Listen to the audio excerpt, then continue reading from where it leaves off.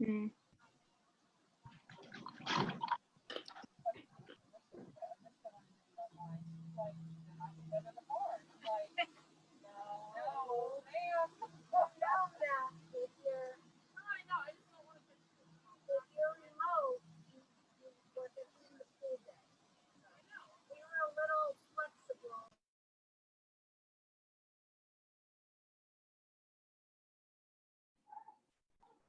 Hi everyone, welcome.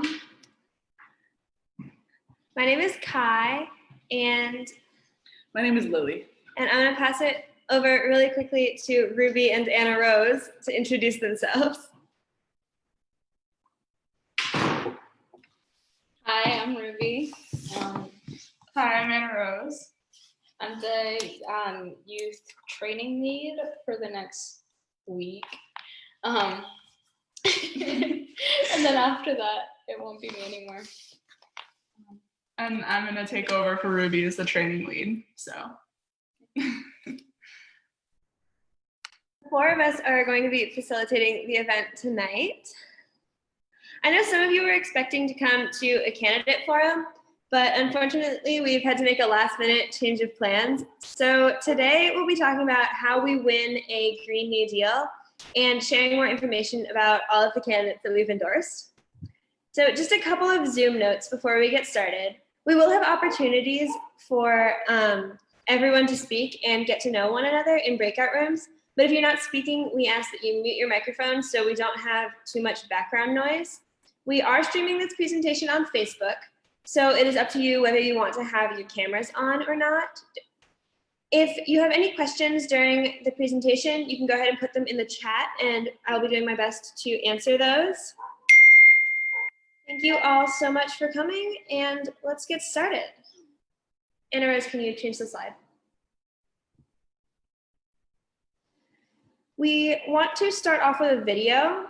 Some of you have probably seen this before, but we want to start thinking about what our roles are in fighting the climate crisis and what kind of future we want to see if the goals we laid out in the Green New Deal are met. This is narrated by AOC and tells the story of what a Green New Deal future looks like. You can go ahead and play it. Make sure you're unmuted so they can hear the sound. New York to DC. It always brings me back to when I first started making this commute. In 2019, I was a freshman in the most diverse Congress in history. Up to that point, it was a critical time. I'll never forget the children in our community. They were so inspired to see this new class of politicians who reflected them, navigating the halls of power. It's often said, you can't be what you can't see. And for the first time, they saw themselves. I think there was something similar with the Green New Deal. We knew that we needed to save the planet and that we had all the technology to do it, but people were scared. They said it was too big, too fast, not practical. I think that's because they just couldn't picture it yet. Anyways, I'm getting ahead of myself. Let's start with how we got here. 1977, New York. A senior scientist named James Black made a presentation about how burning fossil fuels could eventually lead to global temperatures rising 4 or 5 degrees Fahrenheit. Within 2 years, one of the world's biggest supertankers was outfitted with a state-of-the-art lab to measure CO2 in the ocean, gathering more data about global warming. Guess who was doing all of this research? ExxonMobil. Yeah, sorry, y'all.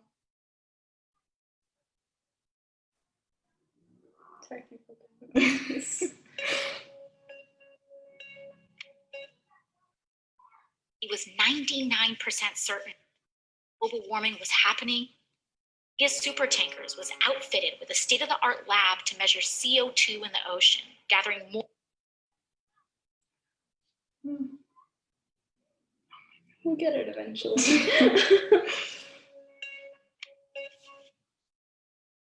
Exxon knew this whole time, as did our politicians. 10 years later, James Hansen, NASA's top climate scientist, told Congress he was 99% certain that global warming was happening and caused by humans. That was 1988, the year before I was even born. So did Exxon listen to the science, including their own? Did they change business models, invest in renewables? No, the opposite. They knew and they doubled down. They and others spent millions setting up a network of lobby groups and think tanks to create doubt and denial about climate change. It was an effort designed to attack and dispute the very kind of science they themselves had been doing. And it worked. Politicians went to bat for fossil fuels, and these massive corporations kept digging and mining, drilling and fracking like there was no tomorrow. America became the biggest producer and consumer of oil in the world. Fossil fuel companies made hundreds of billions, while the public paid the lion's share to clean up their disasters. We lost a generation of time we'll never get back. Entire species will never get back. Natural wonders gone forever. And in 2017, Hurricane Maria destroyed the place where my family was from, Puerto Rico. It was like a climate bomb. It took as many American lives as 9/11. And in the next year, when I was elected to Congress, the world's leading climate scientists declared another emergency. They told us that we had 12 years left to cut our emissions in half, or hundreds of millions of people would be more likely to face food and water shortages, poverty, and death. 12 years to change everything. How we got around, how we fed ourselves, how we made our stuff, how we lived and worked, everything. The only way to do it was to transform our economy, which we already knew was broken, since the vast majority of wealth was going to just a small handful of people, and most folks were falling further and further behind. It was a true turning point. Lots of people gave up. They said we were doomed. But some of us remembered that as a nation, we'd been in peril before. The Great Depression, World War II. We knew from our history how to pull together to overcome impossible odds. And at the very least, we owed it to our children to try. The wave began when Democrats took back the House in 2018, and then the Senate and the White House in 2020, and launched the decade of the Green New Deal, a flurry of legislation that kicked off our social and ecological transformation to save the planet. It was the kind of swing for the fence ambition we needed. Finally, we were entertaining solutions on the scale of the crises we faced without leaving anyone behind. That included Medicare for All, the most popular social program in American history. We also introduced the federal jobs guarantee, a public option including dignified living wages for work. Funnily enough, the biggest problem in those early years was a labor shortage. We were building a national smart grid, retrofitting every building in America, putting trains like this one all across the country. We needed more workers. That group of kids from my neighborhood were right in the middle of it all, especially this one girl, Ileana. Her first job out of college was with AmeriCorps Climate, restoring wetlands and bayous in coastal Louisiana. Most of her friends were in her union, including some oil workers in transition. They took apart old pipelines and got to work planting mangroves with the same salary and benefits. Of course, when it came to healing the land, we had huge gaps in our knowledge. Luckily, Indigenous communities offered generational expertise to help guide the way. Ileana got restless, tried her hand as a solar plant engineer for a while, but eventually made her career in raising the next generation as part of the Universal Child Care Initiative. As it turns out, caring for others is valuable, low-carbon work, and we started paying real money to folks like teachers, domestic workers, and home health aides. Those were years of massive change, and not all of it was good. When Hurricane Sheldon hit southern Florida, parts of Miami went underwater for the last time. But as we battled the floods, fires, and droughts, we knew how lucky we were to have started acting when we did. And we didn't just change the infrastructure, we changed how we did things. We became a society that was not only modern and wealthy, but dignified and humane too. By committing to universal rights like healthcare and meaningful work for all, we stopped being so scared of the future. We stopped being scared of each other, and we found our shared purpose. Ileana heard the call too, and in 2028, she ran for office in the first cycle of publicly funded election campaigns. and now she occupies the seat that I once held. I couldn't be more proud of her, a true child of the Green New Deal. When I think back to my first term in Congress, riding that old school Amtrak in 2019, all of this was still ahead of us. And the first big step was just closing our eyes and imagining it. We can be whatever we have the courage to see.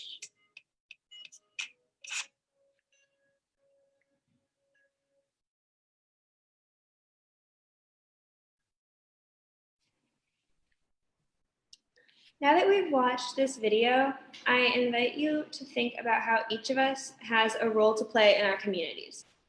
We're going to split into breakout rooms now to talk about this question. What is your role right now in fighting the climate crisis? In your breakout rooms, please start by introducing yourselves to each other and then discuss this question. We will also put it in the chat.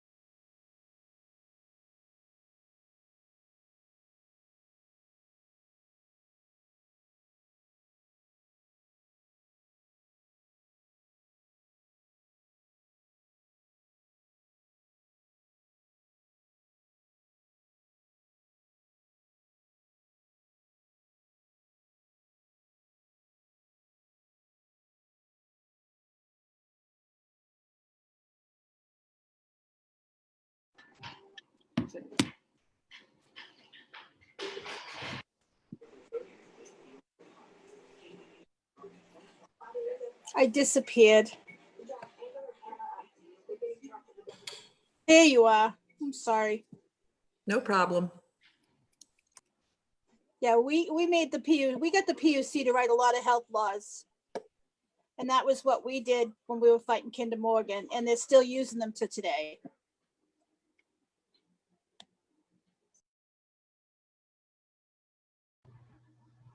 Looks like there are 6 more people waiting out until the last second in their breakout rooms. When they get back, I'll let presenters know.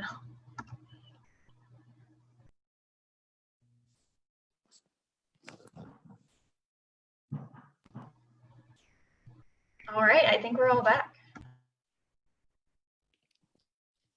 We're good? Okay. I hope you all had some really good conversations. We're all in this together, and it's important to remember that it's not on one person to solve the climate crisis alone. I'm now going to pass it over to Anna Rose and Ruby to talk more about the details of the Green New Deal. So we want to first start with our political analysis. Right now, we're seeing many crises overlap. We're seeing the coronavirus crisis, unemployment, economic distress, racial injustice, and the climate crisis continue to hurt our communities. But in times of crisis, what is politically possible changes. Right now, we have an unprecedented opportunity to make policies like a $15 minimum wage, Medicare for all, and trillion-dollar investments in energy infrastructure into reality. That's huge.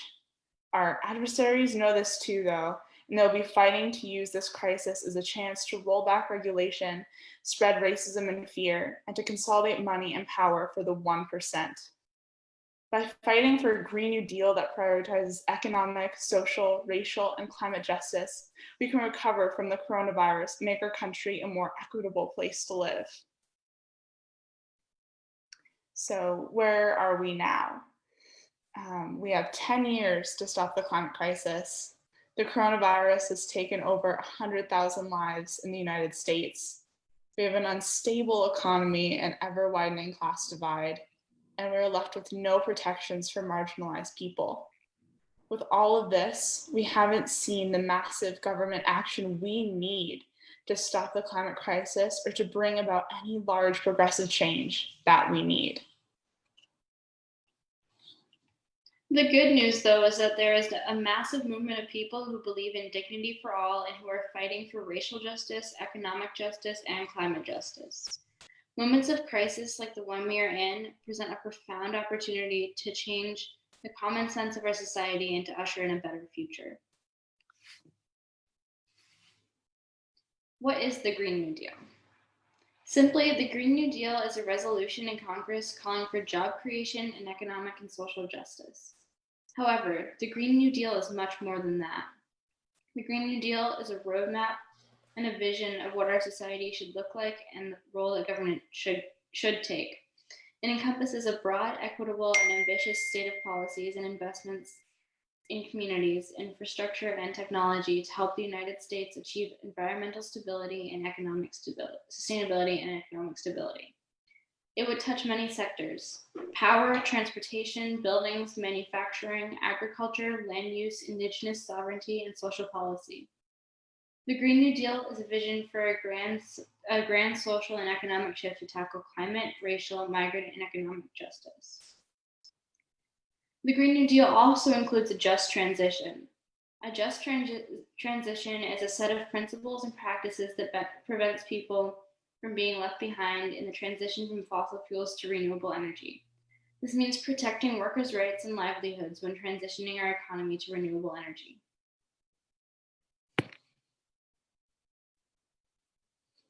So what could a Green New Deal look like for New Hampshire? So the Green New Deal in general has 5 main goals. The first is to reach a net zero greenhouse gas emissions through just transition for all workers and communities. The second is to create millions of good, livable wage jobs and ensure economic security for all people in the United States. The third is to invest in infrastructure and industry in the United States to sustainably meet future challenges. The fourth, to secure clean air and clean water, climate and community resilience, access to nature, food security, and a sustainable environment for all. And the fifth is to promote justice and equity by stopping, preventing, and/or repairing the historic oppression of frontline and vulnerable communities. Isn't this the world that we want to live in? So, what could this mean for New Hampshire? So for jobs, it means that we're going to guarantee good, high-paying jobs to all and preserve and create jobs by supporting local small businesses and by starting new public employment initiatives designed to improve and modernize our region's infrastructure and make sure everyone's basic needs are met. For housing, it means that we need to invest in new and affordable, carbon neutral, climate resilient housing units in New Hampshire, repair existing housing units and install green retrofits on existing buildings, and mandate rent stabilization. In terms of healthcare, we need to invest in community health centers in New Hampshire where people can go to receive local, free, comprehensive primary care. And we also need to expand public education programs to train and certify more healthcare professionals to improve access to low-income, Black, and Indigenous people of color. Healthcare, like housing, is a human right. In terms of our food systems, we seek to increase support for existing local farms and build an extensive network of new farms across New Hampshire and the rest of New England by offering land, equipment, and grants.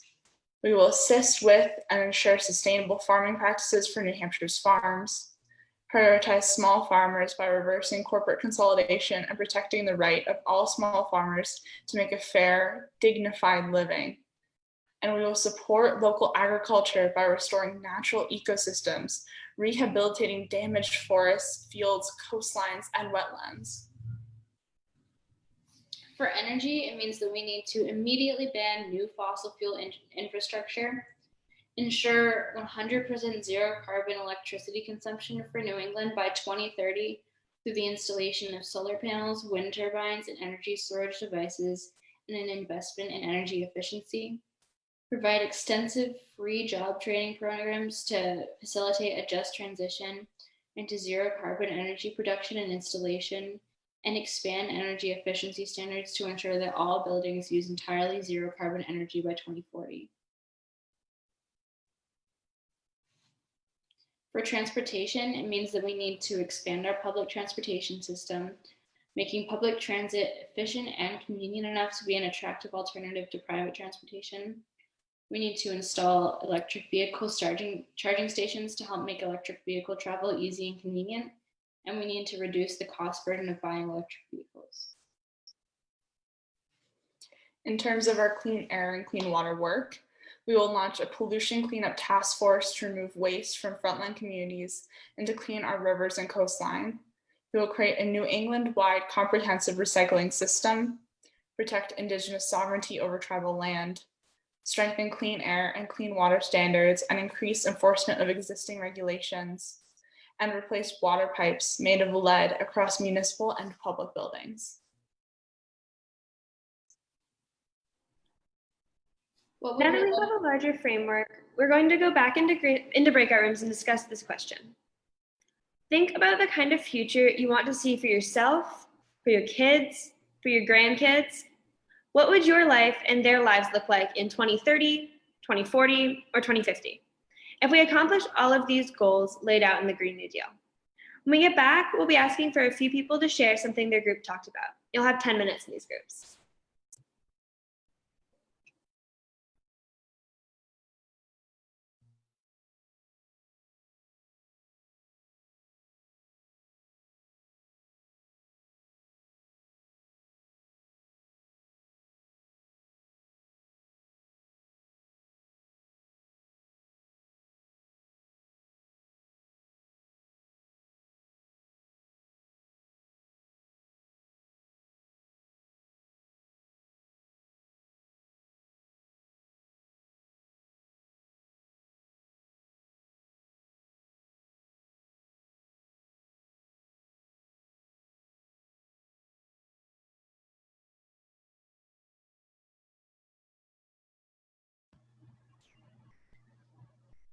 So while some folks are in breakout groups having discussions with some people, I know there might be some folks watching live on Facebook.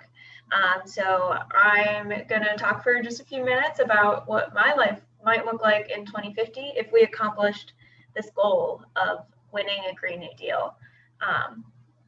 I am thinking about the fact that I will be kicked off of my parents' health insurance in a year once I turn 26.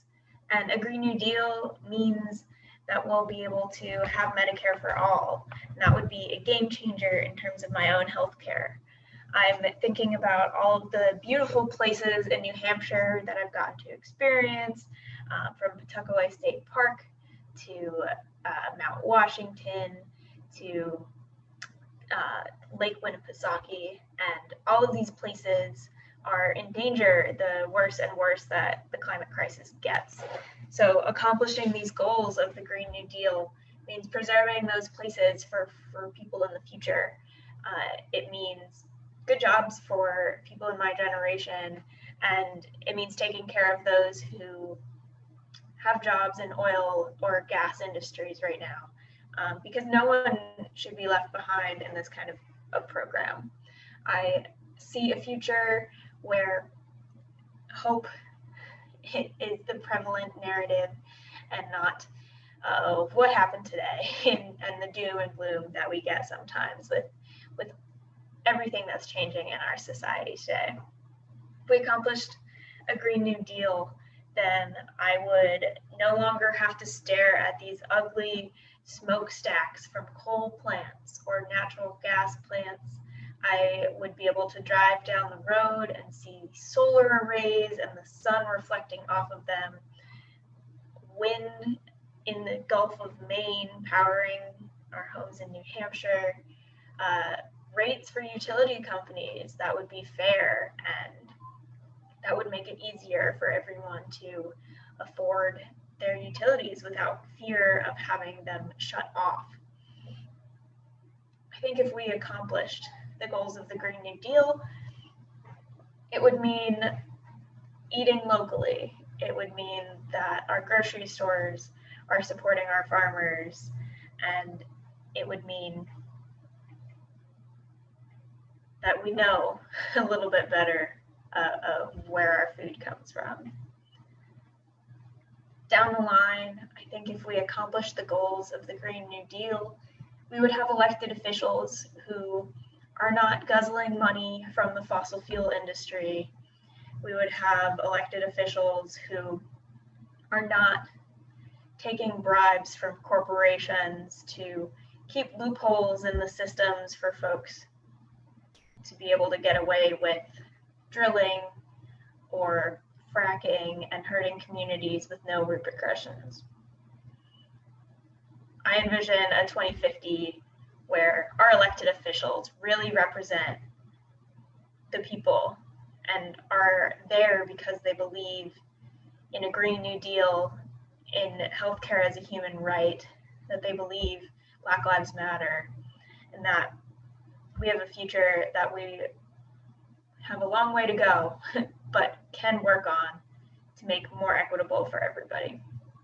I invite you all, if you are watching this on Facebook Live, or if you're watching this a few days later, just take a minute and think about your own life and what has changed for you in the last 4 or so years. Because a lot has changed. What has changed in your day-to-day life? What kinds of legislation have you seen get vetoed in New Hampshire? What kinds of legislation have you hoped would be up in the Senate and our federal government that has just sat on Mitch McConnell's desk with nothing?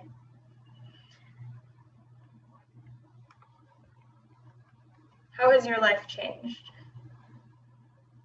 And think about all of the possibilities for our lives to change in the future.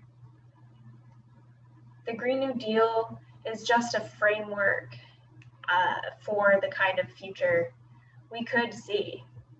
It's not perfect, It's not the only answer, but the framework of it is how we can get to a more just and equitable future. Think about the places in New Hampshire that you love. Think about your future kids or grandkids, your friends and family. Everyone's been affected by the climate crisis in some way. What will their lives look like in 2050? I invite you to have hope, and not just to have hope, but to be hope for the people in your lives, that this kind of a future is possible. We have a few more minutes that people are going to continue to discuss in their breakout rooms before they come back, but think about it. I know it can seem difficult to stay positive in these times, but the future is in our hands. We have the power to elect people who are going to support the Green New Deal. We have the power to mobilize, to take to the streets, to call our representatives, to phone bank, to talk to our neighbors, to make the kinds of change we want to see. What would your life look like in 2050 if we accomplished this goal of a Green New Deal?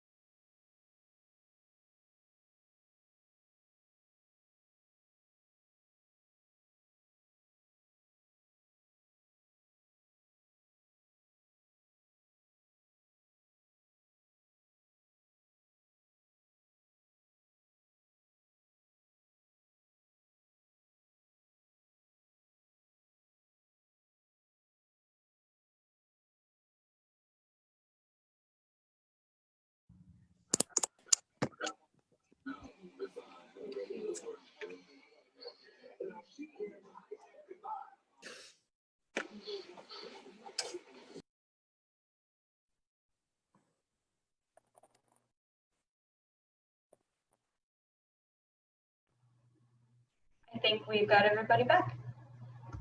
Awesome. I'm going to apologize in advance for the dogs that are in the background. I don't know what they're doing.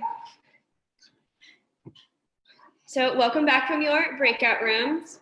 So what would the future look like for you? What are some things that your groups discussed? You can just take yourself off mute and popcorn around.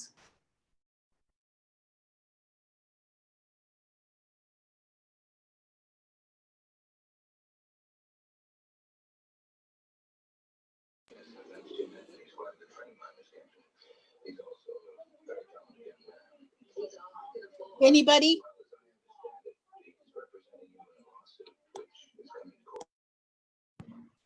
Well, I guess I can start for our group. We talked about how much better it would be for the environment initially, but we kind of went down a path of what if we have successfully implemented the Green New Deal, what would have happened, like the politicians and lobbyists and corruption that is keeping us currently from getting things like Green New Deals, a Green New Deal and climate policy, and possible ways of how we can get rid of them, get rid of things like lobbyists for climate infrastructure now, and how we need, and possibly following things like more government money going into infrastructure to help put in climate policies and help get us into just a better state for a transition into alternate energies. So yeah, that's what we talked about. Great job, Sarah. Thank you so much for that. Does anyone else have anything that they would like to share? One person in our group brought up the idea of like promoting local farming.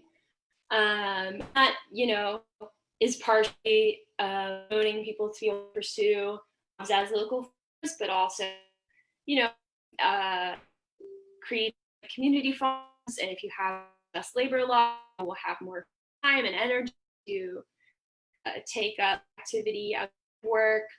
And then you have a bunch of community farms around which are really accessible.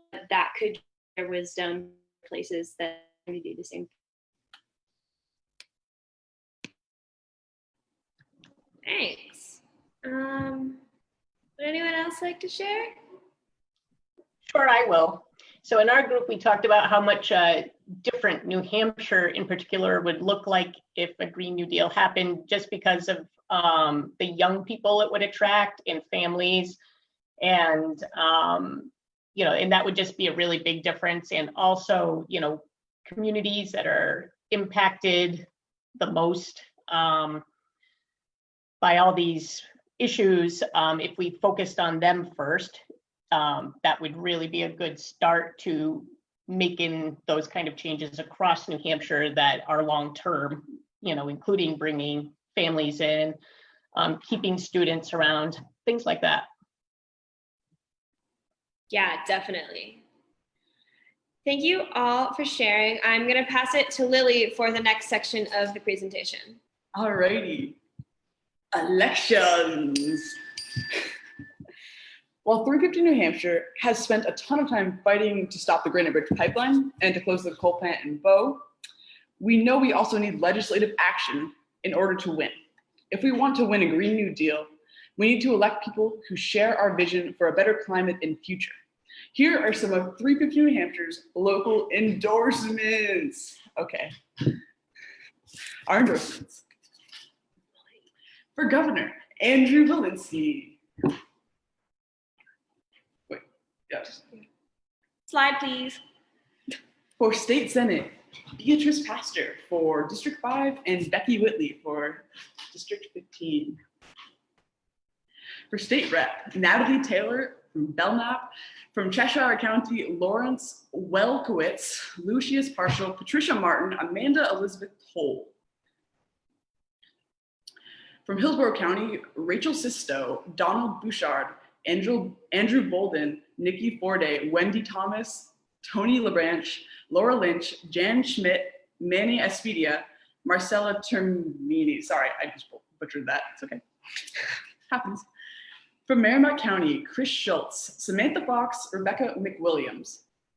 And from Rockingham County, David Muse, Mary Malia Till, Rennie Cushing, and Robin Vogt. And lastly, from Stratford County, Cam Kenny, Chuck Grassi, and Ariel Oxel. More to come, but save the date. New Hampshire primary, September 8th, and generals, November 3rd. If you're interested in getting more involved with 350 New Hampshire Action, we have a couple different ways that you could do that. We are phone banking currently for Andrew Valinsky on Tuesdays and Wednesdays from 5 to 7 p.m. We're also doing a relational organizing campaign, and trainings for that are Sundays from 4 to 5. Relational organizing is basically where you have conversations with friends and family and people you know about elections and voting and who the climate champions are in order to elect the people that Lily just mentioned who we are endorsing. You can also text bank with us, and that you can do whenever you want. I believe Rebecca is going to put a link in the chat at the end of the call so everyone has access to all of these resources. Thank you. If you are in high school and you're interested in getting involved with our youth organizing team, you can contact Sarah Tupper, who will be taking over for me as the recruitment fellow at the end of the week. And her email is up on here. And you can also sign up to join the youth team for the launch of our second year in September, which is super exciting. We also would greatly appreciate any donations. As a nonprofit organization, we raise all of our own funding, and all of our donors are incredibly important to us because without donations from people like you, we would not be able to do the work that we're doing. So if you donate now, your money will be going towards helping us make as many phone calls and send as many texts as possible in the next few months to once again ensure that we elect the people who we have endorsed. Thank you all so much for joining us tonight, and we hope that you will get involved to help us elect our climate champions. Shout out to the awesome people running for local office who joined us tonight as well. We wish you the best of luck on your campaigns, and have a great night, everyone. Thank you. Bye. Thank you. Bye. Thanks for coming.